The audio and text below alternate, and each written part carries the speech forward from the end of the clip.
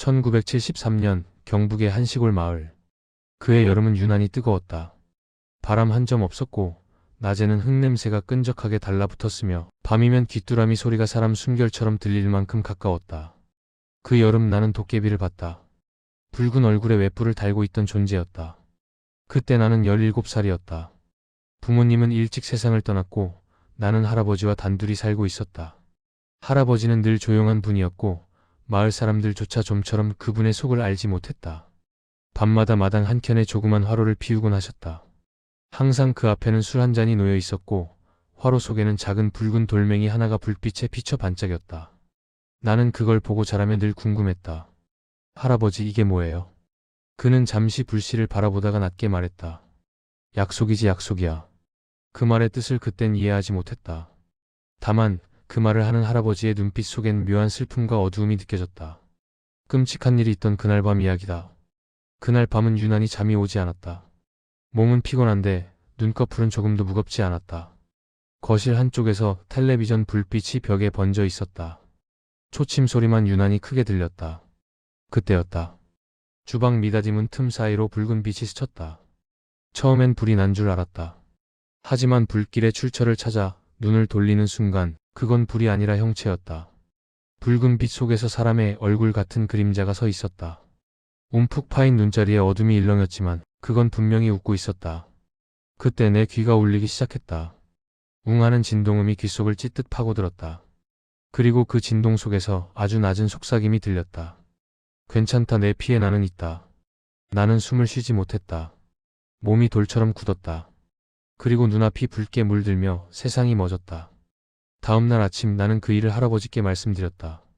그는 한동안 침묵하더니 낮게 한숨을 쉬었다. 너도 보았니, 그놈을?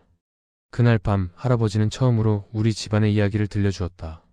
젊은 시절 산속 절터 근처에서 붉은 돌멩이 하나를 주었다고 했다.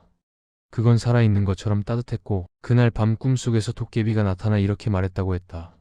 내가 나를 꺼냈다. 그 대가로 내 피는 나의 등불이 된다. 불씨를 잊지 말아라.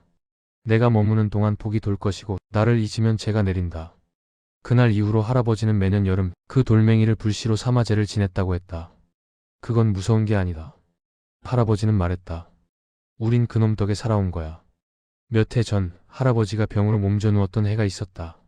그의 제사는 지내지 못했다. 그리고 바로 그날 밤 집 뒤편 헛간이 홀연히 불타올랐다.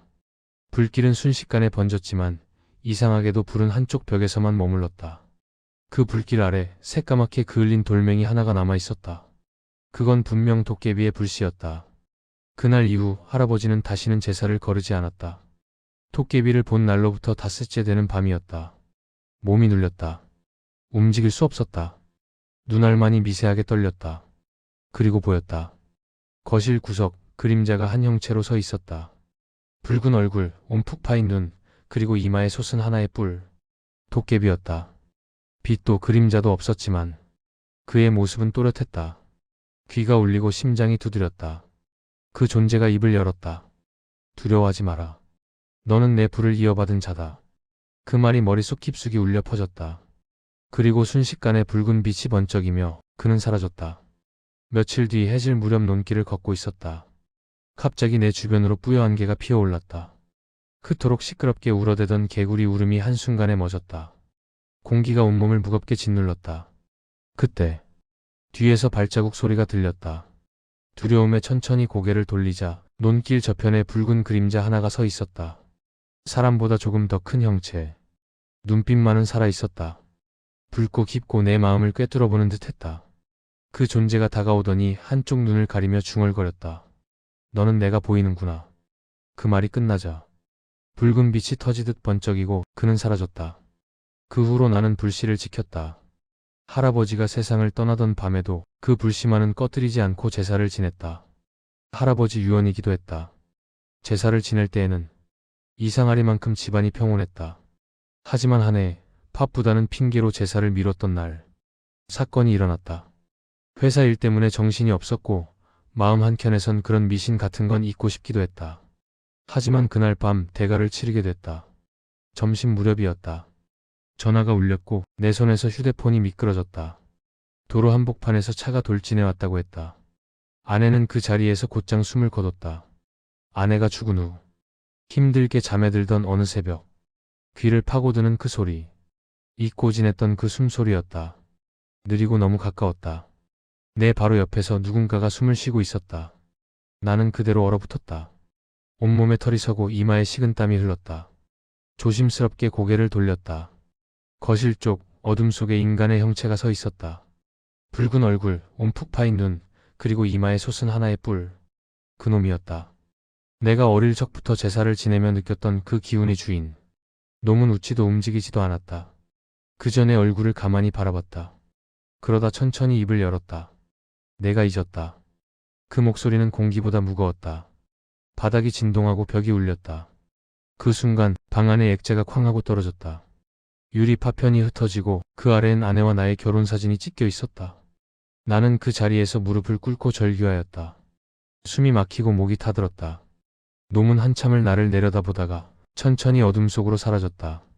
그날 이후 나는 매년 빠짐없이 제사를 지낸다. 그 숨소리, 그건 경고다. 있는 순간 누군가 또 데려가겠다는. 그 후로 나는 단 한 번도 제사를 거르지 않게 되었다. 나도 이제는 머리가 휘어졌고 아이들도 모두 도시로 떠났다.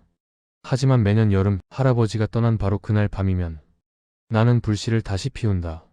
작은 돌멩이를 화로 위에 올리고 그 앞에 술 한 잔을 따른다. 불씨는 여전히 불다. 그 불빛 속에서 나는 도깨비의 숨소리를 듣는다. 나는 고개를 숙였다. 두렵지만 두렵지 않다.